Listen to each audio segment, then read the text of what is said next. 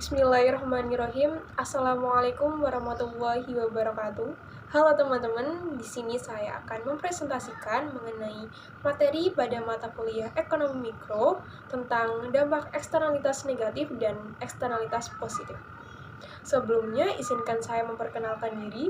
Perkenalkan, nama saya Richa Angelia Selvi dengan nomor induk mahasiswa K7621100, Program Studi Pendidikan Ekonomi, Fakultas Keguruan dan Ilmu Pendidikan, Universitas 11 Maret.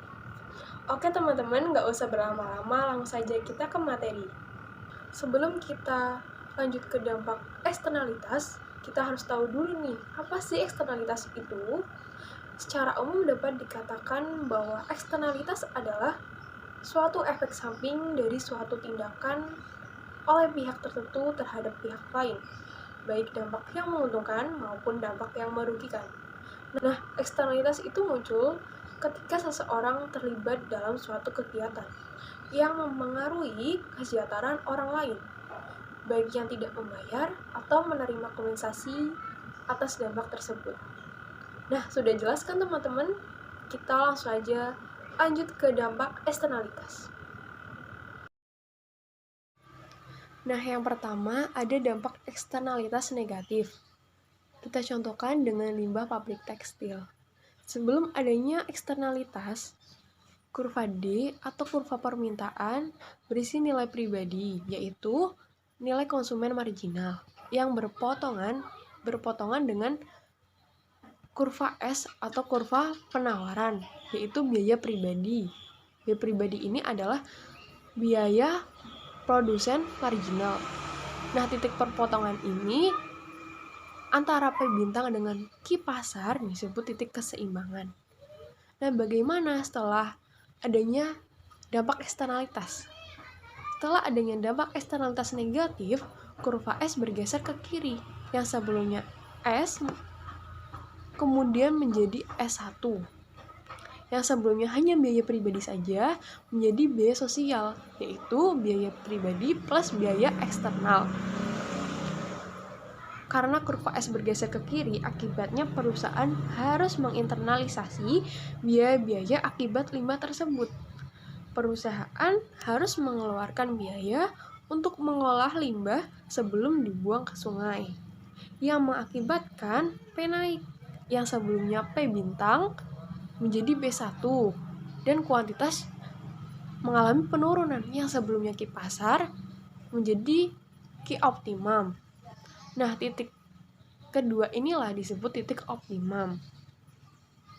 Nah, terkadang perusahaan enggan mengeluarkan biaya eksternal untuk mengolah limbahnya sebelum dibuang ke sungai. Padahal hal tersebut akan memberikan dampak negatif pada sungai serta masyarakat, terutama para nelayan. Nah, untuk memperbaiki masalah eksternalitas negatif, maka kebijakan yang dilakukan yaitu pemerintah mengenakan pajak pada barang-barang yang mempunyai eksternalitas negatif seperti pabrik tekstil tersebut. Membuang limbah berbahaya di sungai tanpa mengolah terlebih dahulu. Kemudian pemerintah juga melakukan regulasi melalui peraturan. Pemerintah memberlakukan Undang-Undang Nomor 32 Tahun 2009 tentang Pelindungan dan Pengelolaan Lingkungan Hidup. Nah, setelah kita membahas kebijakan eksternalitas negatif, kita lanjut nih dengan dampak yang kedua, yaitu dampak eksternalitas positif.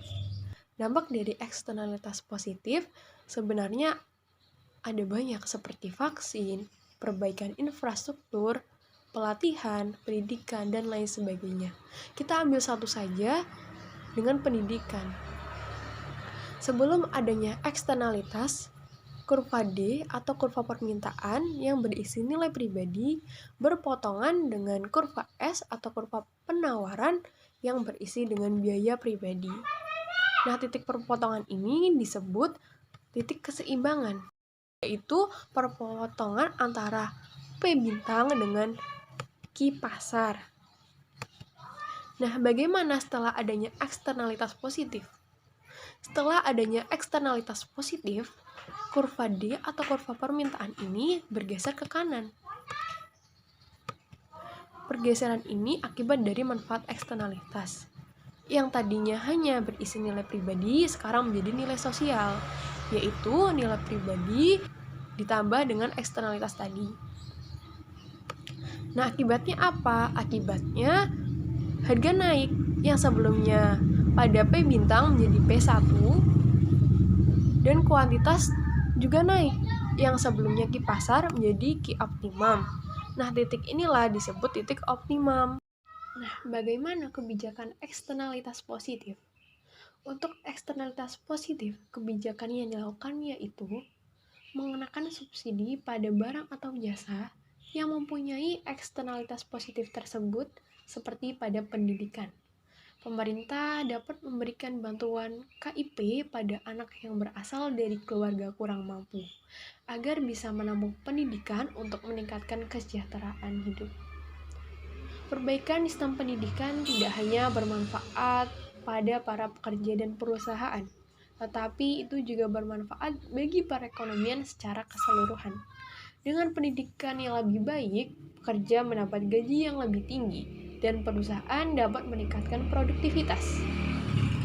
Kemudian, bagi perekonomian, itu merangsang pertumbuhan ekonomi, penurunan tingkat pengangguran, peningkatan pendapatan masyarakat, barang lebih murah dan bervariasi, serta berkurangnya angka kejahatan.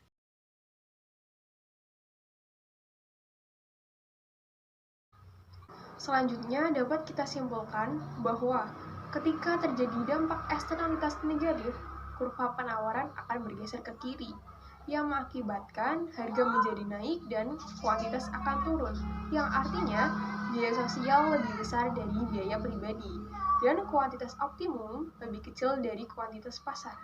Sedangkan ketika terjadi dampak eksternalitas positif, kurva permintaan akan bergeser ke kanan, yang mengakibatkan harga naik dan kuantitas juga akan naik, yang artinya nilai sosial lebih besar dari nilai pribadi dan kuantitas optimum lebih besar dari kuantitas pasar.